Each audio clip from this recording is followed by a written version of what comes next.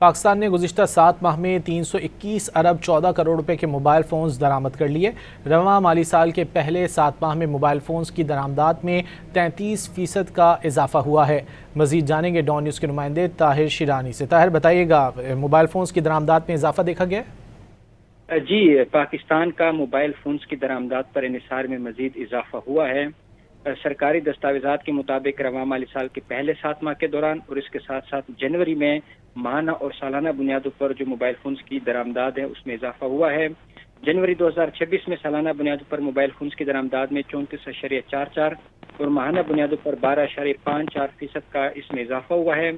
دستاویز کے مطابق رواں مالی سال کے پہلے 7 ماہ جولائی 2025 تا جنوری 2026 کے دوران موبائل فونز کی امپورٹ 321 ارب 14 کروڑ روپے رہی، جو سالانہ بنیادوں پر 33% کا اضافہ ظاہر کرتا ہے۔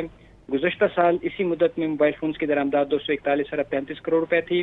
دستاویز کے مطابق جنوری 2026 میں پاکستان نے 50 ارب 39 کروڑ روپے موبائل فونز درآمد کیے، جبکہ دسمبر 2025 میں 44 ارب 72 کروڑ روپے اور جنوری 2025 میں پاکستان نے 37 ارب 41 کروڑ روپے کے موبائل فونز درآمد کیے تھے۔ جی بہت شکریہ طاہر شیرانی، آپ نے اس حوالے سے تفصیلات سے آگاہ کیا۔